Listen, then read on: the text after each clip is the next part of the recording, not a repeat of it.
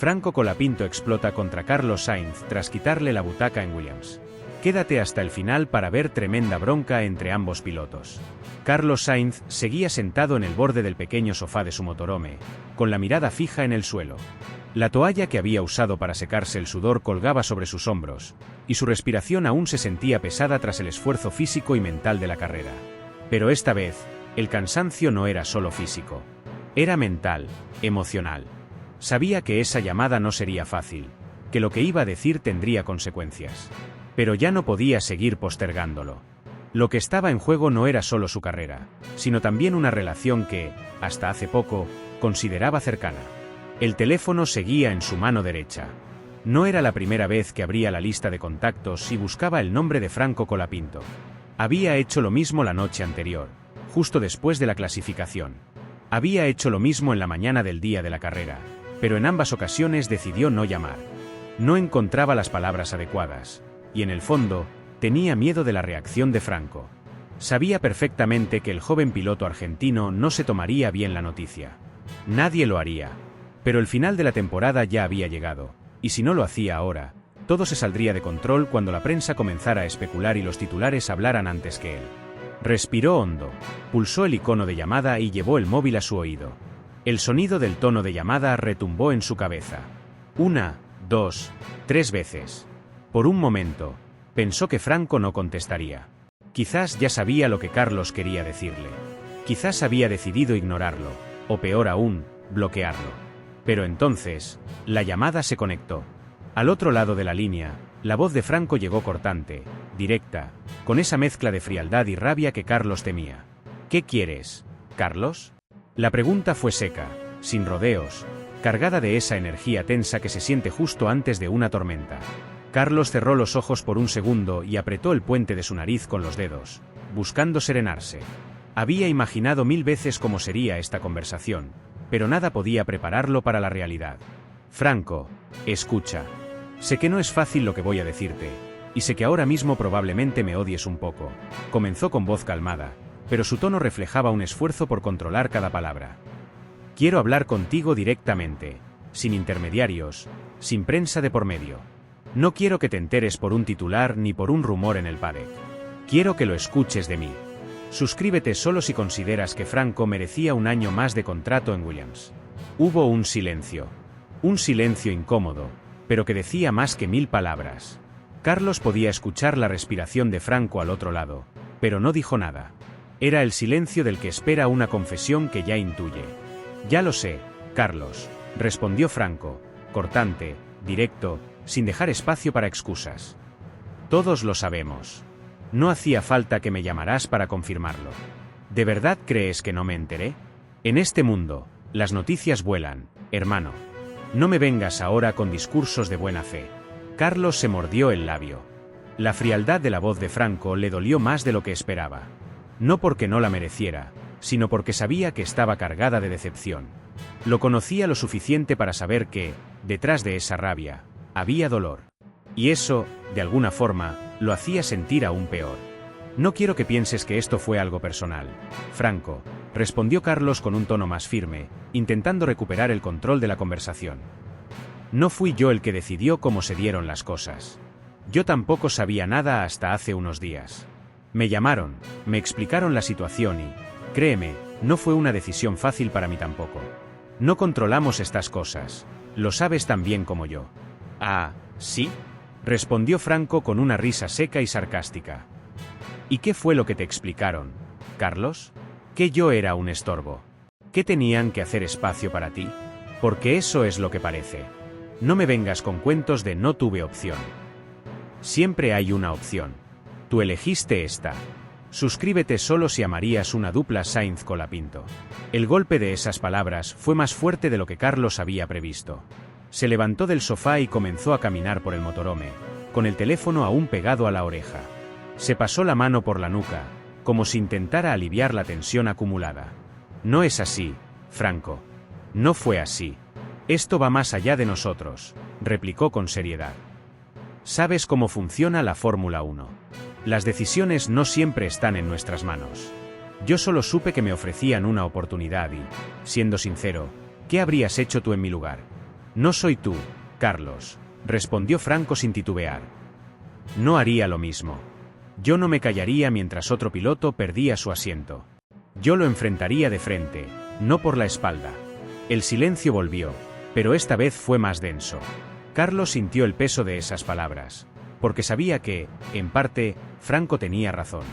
No le gustaba admitirlo, pero había cosas que se podían haber hecho de otra manera.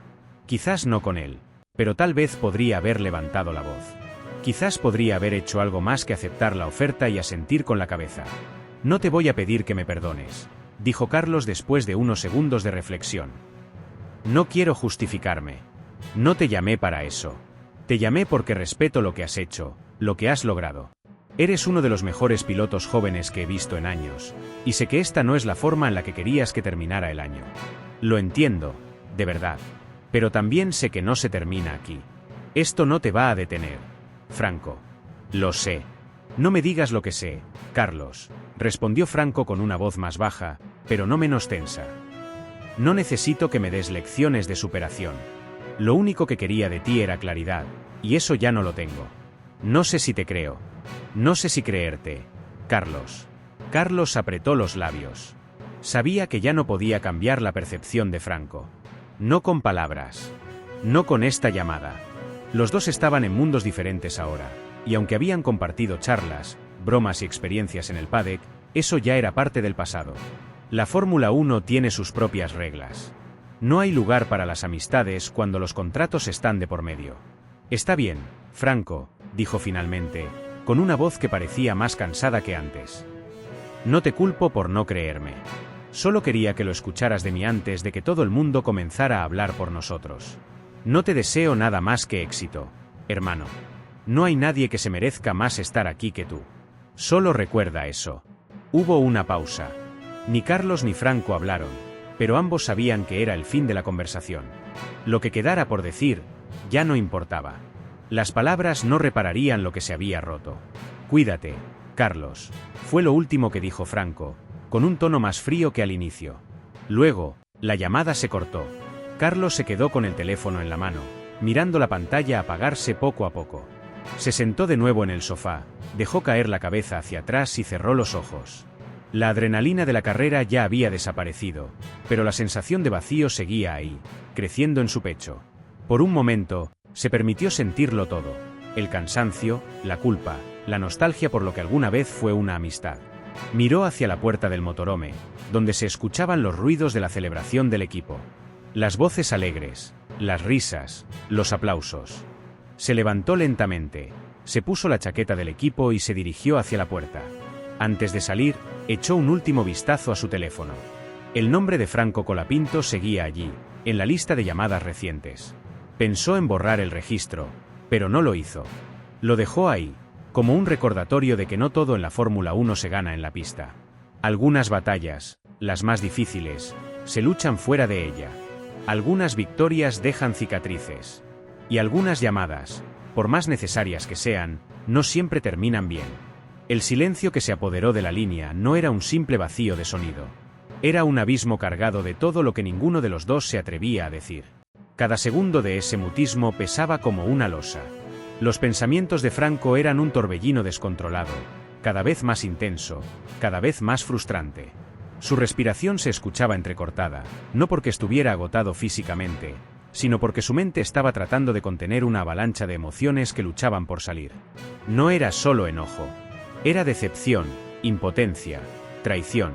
Sentía como si todo su esfuerzo, todo su sacrificio, se hubiera reducido a cenizas en cuestión de minutos. Del otro lado de la línea, Carlos mantenía la calma, pero sabía que, en el fondo, no había nada que pudiera decir para arreglar la situación. Lo sabía porque, aunque intentara buscar las palabras correctas, ninguna iba a cambiar los hechos. No importaba cuántas disculpas ofrecieran y cuán sinceras fueran. La herida ya estaba hecha, y Franco no era del tipo que olvidaba fácilmente. Sabía que no se trataba solo de una butaca en un monoplaza. No, era mucho más profundo que eso. Era la confianza. La confianza que se había roto. La confianza que había costado años construir. Y una vez que se rompe, rara vez se reconstruye de la misma forma. Tienes toda la razón, Franco. Lo sé, Y te pido disculpas por eso, dijo Carlos con un tono bajo, casi en un susurro, como si la vergüenza se hubiera colado en su garganta. Debería haberte llamado antes. Tendría que haberte avisado yo mismo antes de que lo leyeras en las noticias. No hay excusas para eso. Lo siento de verdad. Franco permaneció en silencio, pero esta vez no era el mismo tipo de silencio. Ya no era un vacío incómodo. Era una pausa calculada. El tipo de pausa que se toma antes de lanzar una verdad que corta como una navaja. Respiró hondo, como si estuviera acumulando cada gota de energía emocional que le quedaba antes de hablar. Y cuando por fin lo hizo, su voz no era la de un hombre enfurecido, era la de alguien que ya ha cruzado la línea del enojo y ha llegado a la frialdad de la decepción. No es solo eso, Carlos. No es solo como me enteré. Su voz era firme, clara, pero llena de una amarga calma. Es la manera en la que se dio todo. Sabías que yo estaba esperando esa butaca. Lo sabías, lo sabíamos todos. Había estado trabajando por ella durante meses. Rechacé otras opciones porque confié en Mercedes. Confié en mi equipo. Y ahora, de repente, tú apareces y tomas lo que era mío. Así, de la nada. Dime, Carlos, ¿qué se supone que debería sentir? Carlos apretó los labios y bajó la cabeza, como si Franco pudiera verlo a través del teléfono. Sabía que no había respuesta correcta. ¿Qué se supone que debía decir? No podía pedirle a Franco que no se sintiera traicionado. No podía pedirle que lo entendiera, porque él mismo sabía que, si estuviera en el lugar de Franco, estaría sintiendo exactamente lo mismo. No importaba cuántas veces repitiera que no fue su intención. La intención no cambiaba los hechos. Lo sé, Franco, créeme que lo sé, respondió Carlos con un tono de voz casi derrotado. No te voy a mentir. Fue una situación complicada. No fue algo que yo planeara, y no fue algo que busqué a propósito. Mercedes me llamó, me ofrecieron la butaca, y antes de darme cuenta, ya estaba firmando. El sonido de esas palabras cayó como un martillazo. Mercedes me llamó, me ofrecieron la butaca, y antes de darme cuenta, ya estaba firmando. Cada palabra era como una daga que se clavaba en la mente de Franco. La imagen de Carlos sentado en una sala elegante, con la carpeta negra de Mercedes frente a él, la misma carpeta que él había soñado tener frente a sus propios ojos, apareció con una claridad que lo hizo apretar la mandíbula. Podía ver a Carlos tomando la pluma, inclinándose hacia adelante y firmando su nombre con un trazo firme. El trazo que él mismo había soñado hacer algún día. Ahora esa imagen no era más que una pesadilla que lo perseguiría durante mucho tiempo. ¿Ni un mensaje, Carlos?, preguntó Franco con una mezcla de incredulidad y dolor. ¿Ni un mensaje antes de firmar? ¿Ni una llamada rápida para decirme lo que estaba pasando? Carlos no respondió de inmediato. Su respiración se escuchaba en la línea, lenta y controlada, pero el silencio que venía después era más fuerte que cualquier respuesta. Él sabía que Franco tenía razón, y también sabía que no había forma de arreglarlo. No podía rebobinar el tiempo. No podía deshacer lo que ya se había hecho. Lo siento, Franco, dijo finalmente, con una voz que sonaba más débil de lo que él mismo habría querido. No sé qué más decirte. No hay excusas. Tenía miedo de que, si te llamaba, intentaras convencerme de que no lo hiciera, y en ese momento no estaba seguro de poder decir que no. Franco soltó una carcajada seca, sin alegría, sin humor. Era la risa de alguien que ya no espera nada de la otra persona. ¿Miedo? ¿Eso fue lo que pasó? ¿Tuviste miedo de que te hiciera cambiar de opinión?, preguntó con un tono de ironía que quemaba como fuego. No te preocupes, Carlos. No te hubiera suplicado. No me habría rebajado a eso. Pero al menos habría agradecido la maldita cortesía de una llamada. Eso, al menos, habrías podido darme. Lo sé, Franco. Lo sé, hermano. Pero, ¿qué quería que hiciera? No puedo controlar cuando Mercedes decide llamar. No puedo controlar la oferta que me hicieron. Tú sabes cómo es este mundo. Sabes que si te ofrecen una oportunidad como esta, no la dejas pasar. Lo sabes, Franco. Sabes que habría hecho lo mismo. No, Carlos. No habrías hecho lo mismo.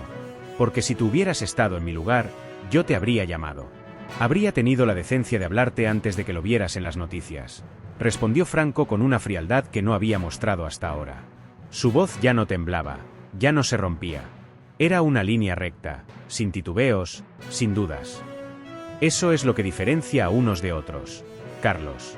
No es el contrato. No es la escudería. Es la forma en que manejas las cosas. Y tú, hermano, elegiste la forma más fácil. El golpe fue directo, certero y brutal. Carlos cerró los ojos, como si pudiera evitar sentirlo, pero ya era demasiado tarde. No había forma de revertir lo que acababa de escuchar. No había forma de contradecir a Franco, porque él sabía que cada palabra era cierta. Podía justificarse todo lo que quisiera, pero las palabras ya estaban dichas, y el daño ya estaba hecho. Lo siento, Franco. Lo siento de verdad, repitió Carlos, esta vez con la voz quebrada. Ojalá pudiera cambiarlo. No puedes, respondió Franco con una frialdad cortante. No puedes cambiarlo, Carlos. Pero al menos, la próxima vez que decidas traicionar a alguien, ten el valor de decírselo antes de que se entere por la prensa. El silencio volvió a la línea, pero esta vez era un silencio mortal. No había más palabras que decir. No había más explicaciones. Carlos entendió que no importaba cuántas disculpas pidiera. Lo que había roto no se podía arreglar con palabras. Y Franco entendió algo aún más importante. A partir de ahora, él estaría solo. No habría más excusas. No habría más promesas vacías. No volvería a esperar nada de nadie. Porque el que espera, pierde. Y él no estaba dispuesto a perder nunca más. Sin decir nada más, Franco colgó la llamada. Se quedó en la habitación en silencio, con el teléfono en la mano, mirando el vacío. No era tristeza. No era ira. Era claridad. La claridad que llega cuando finalmente aceptas que nadie va a salvarte, que nadie más se preocupará por tus sueños tanto como tú. Franco respiró hondo, cerró los ojos y, por primera vez en mucho tiempo, sintió que estaba listo. No para pelear con Carlos, no para reclamar lo perdido, sino para avanzar, sin mirar atrás. Porque si algo había aprendido, es que el mundo no se detiene por nadie. Y él tampoco lo haría. Ah, claro, porque seguro que estabas obligado a firmar un contrato de 4 años con Mercedes, ¿no? Replicó Franco con una mezcla de sarcasmo y amargura en la voz. Pobrecito Carlos, que no tuvo más opción que aceptar el mejor contrato de su vida. Qué sufrimiento el tuyo, de verdad. Carlos cerró los ojos por un instante y respiró hondo. No quería entrar en una discusión inútil, pero tampoco podía quedarse callado. Levantó la mirada, encontrándose con los ojos de Franco, que lo miraban con una mezcla de decepción y rabia contenida. Esa mirada le pesaba más que cualquier crítica pública, más que cualquier titular de prensa. No era la mirada de un rival, era la mirada de un amigo al que había traicionado. No es eso, Franco. No es eso, repitió Carlos, controlando el tono de su voz, aunque su frustración se filtraba en cada palabra. No te lo voy a negar, ¿vale? Mercedes me ofreció algo que no podía rechazar. 4 años de estabilidad en uno de los equipos más importantes de la Fórmula 1. ¿Sabes lo que significa eso? ¿Sabes lo difícil que es conseguir algo así?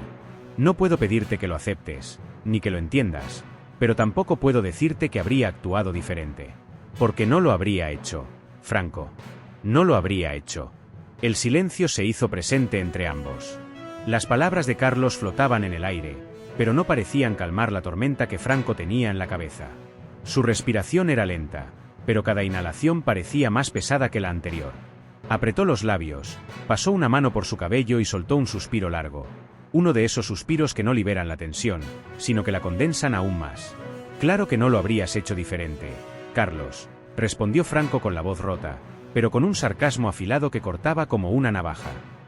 Nadie lo haría. Lo que duele no es que hayas aceptado la oferta. Lo que duele es que nadie, tuvo la decencia de decirme la verdad. ¿Sabes cuántas semanas estuve preparándome? ¿Cuántas horas pasé en la sala de simulación? ¿Cuántas pruebas físicas hice convencido de que me estaban evaluando de verdad? Cada entrenamiento, cada test, cada conversación. Y mientras yo creía que estaba peleando por la butaca, tú ya habías firmado el contrato. Eso es lo que duele, Carlos. No que la hayas tomado, sino que nadie me dio la oportunidad de pelearla. Ni siquiera me dieron la opción de perder con dignidad. El silencio volvió a caer, pero esta vez no era un silencio vacío. Era denso, incómodo, pesado. Se sentía en el aire, en la mirada de ambos, en la tensión de sus hombros y en la rigidez de sus mandíbulas. Carlos bajó la cabeza y se frotó la nuca. No sabía qué responder, porque Franco tenía razón. No había forma de justificar lo que había pasado. La Fórmula 1 es un mundo cruel, Un juego de piezas que se mueven sin previo aviso, donde los contratos se firman en secreto y las promesas se rompen en silencio. Pero eso no lo hacía más fácil de aceptar. Tienes razón, Franco. No te voy a decir lo contrario, admitió Carlos, levantando la mirada y sosteniéndola de su amigo. No voy a justificarlo, ni a decir que fue algo que yo controlaba, porque no fue así. La Fórmula 1 es así, lo sabes. Hoy te prometen todo y mañana te dejan fuera. No es justo, nunca lo ha sido, y no lo será. Y no te voy a pedir que me perdones, porque no tengo derecho a hacerlo. No puedo pedirte eso, sería egoísta. Pero te voy a decir algo, y quiero que me escuches bien. Franco se cruzó de brazos, apoyando la espalda contra la pared, con la mirada clavada en Carlos. No dijo nada, pero tampoco se fue. Esperó, porque, en el fondo, quería escuchar lo que Carlos tenía para decir. No dejes que esto te hunda, continuó Carlos, hablando con una calma que contrastaba con la intensidad del momento. Sé que suena a cliché, sé que has escuchado esto 1000 veces, pero no dejes que te consuma. Lo que te han hecho no está bien, y no te voy a decir que lo olvides, porque no lo harás. Yo tampoco lo olvidaría. Pero tampoco dejes que esto defina tu camino. Esta butaca no te define, Franco. No la conseguiste esta vez, pero no será la última oportunidad. No será la última. Y te prometo algo, Franco, te prometo que cuando llegue esa oportunidad, vas a estar más listo que nunca. Y cuando mires atrás, te darás cuenta de que esta decepción fue solo un paso más en el camino. No el final. Franco bajó la mirada, mordiéndose el labio inferior. No quería llorar, pero sentía el nudo en la garganta. Esta butaca no te define. Esas palabras se le quedaron grabadas. Porque, en el fondo, él mismo sabía que no era la butaca lo que dolía. Lo que dolía era el engaño, la falta de sinceridad, la sensación de haber sido manipulado. La butaca podía perderse, pero la confianza, eso era más difícil de recuperar. Dices que la Fórmula 1 siempre ha sido así, ¿no? Preguntó Franco, sin levantar la cabeza. Que no es justa, que nunca lo ha sido. Pero dime algo, Carlos. ¿Hasta cuándo vamos a aceptar eso? ¿Hasta cuándo vamos a decir así son las cosas y quedarnos callados? ¿Cuántos más tienen que pasar por esto para que alguien diga ya basta? No espero que tú tengas la respuesta, ni que hagas algo al respecto. Pero yo sí sé una cosa, la próxima vez no me van a agarrar desprevenido.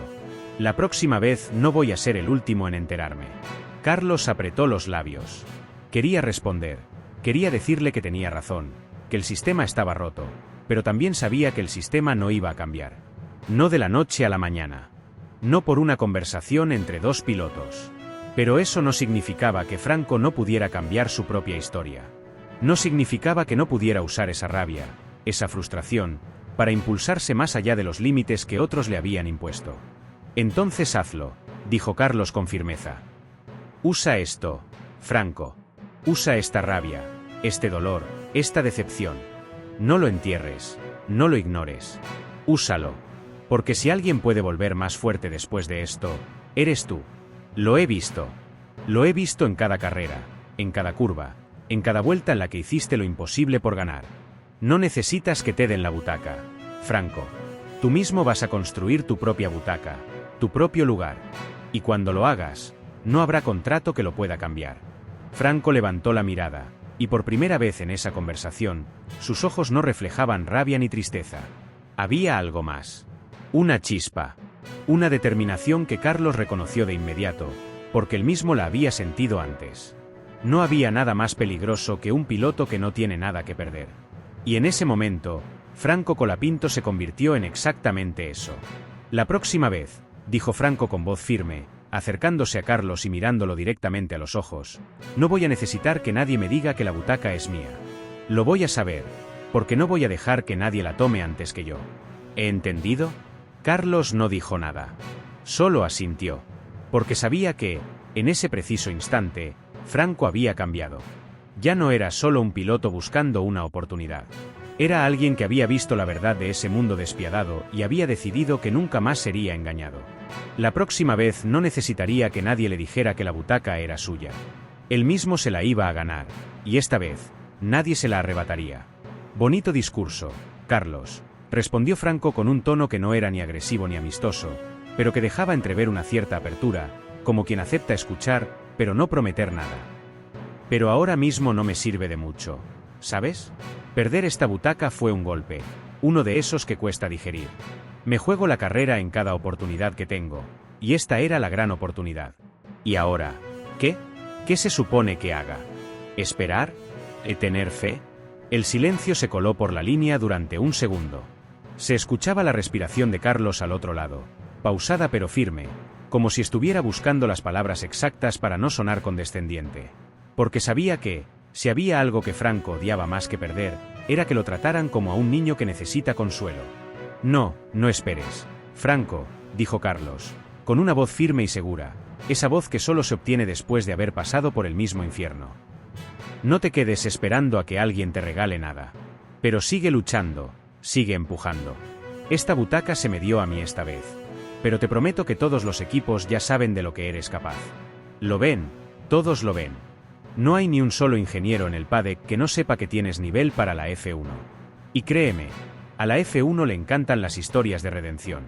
No te van a olvidar, Franco. No cometas el error de pensar que todo está perdido. Franco dejó escapar una risa seca, corta y amarga.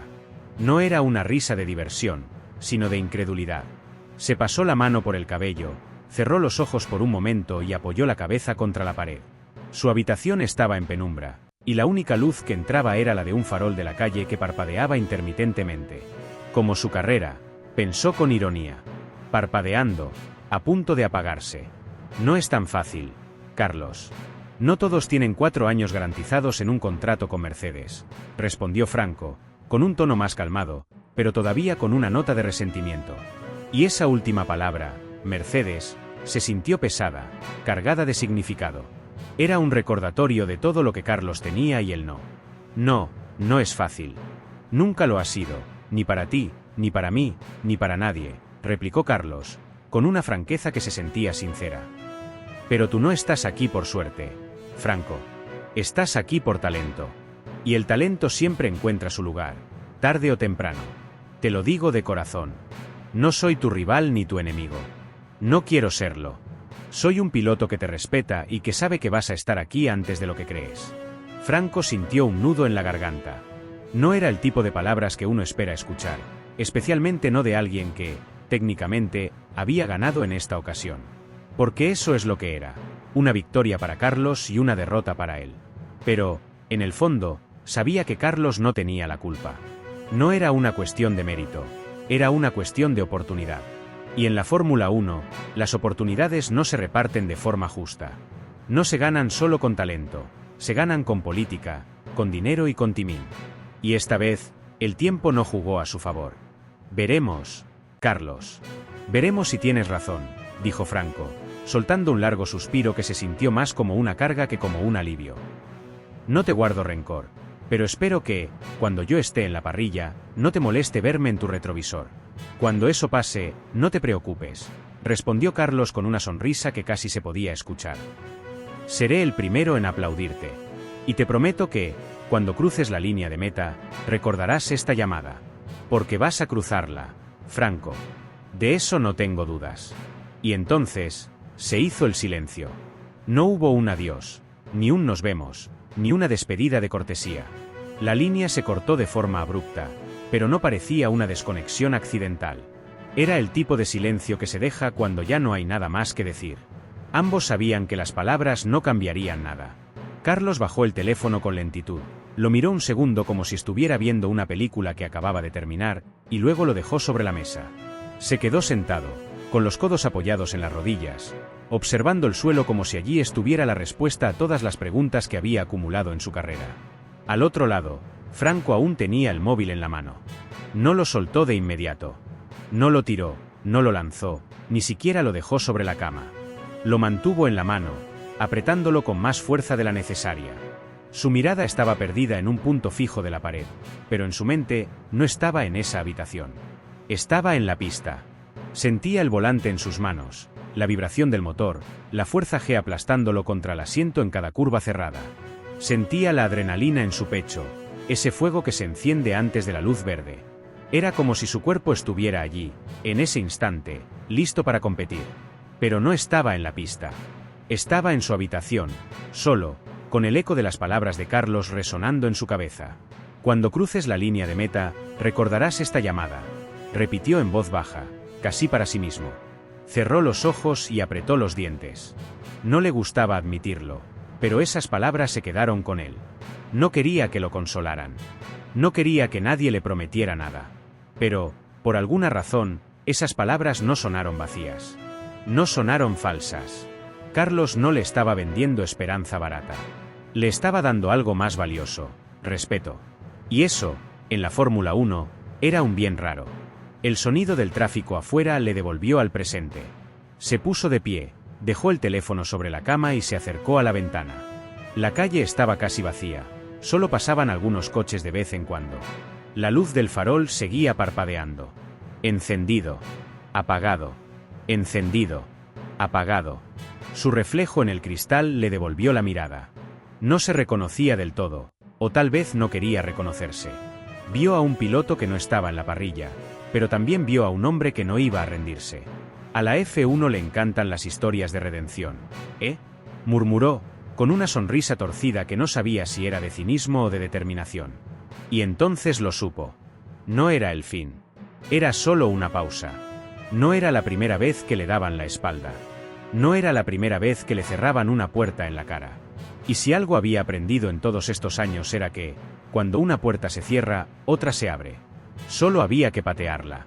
Sabía que tendría que seguir esperando, seguir luchando y seguir demostrando lo que valía. Pero no era la primera vez que lo hacía. Y esta vez, cuando llegara el momento de cruzar la línea de meta, lo haría de una forma que nadie olvidaría. Miró una vez más su reflejo y asintió, como si estuviera confirmando una decisión consigo mismo. No sería fácil, pero nunca lo había sido. No era el chico de los contratos millonarios, ni el favorito de la prensa, ni el heredero de un apellido legendario. Era Franco Colapinto. Y eso, pensó, sería suficiente. Lo sería. Se dio la vuelta y se dirigió hacia la cama, con pasos lentos pero firmes. Sentía la respiración más tranquila, pero su mente estaba más despierta que nunca. No había terminado. No estaba ni cerca de terminar. Se sentó en el borde de la cama, miró el móvil una vez más y, antes de apagar la pantalla, susurró para sí mismo. Nos veremos pronto, Carlos. Te lo prometo. La pantalla se oscureció. La habitación quedó en penumbra, solo iluminada por el farol que seguía parpadeando afuera. Encendido. Apagado. Encendido. Apagado. Como un latido constante. Como la señal de que, mientras siga parpadeando, la luz sigue viva.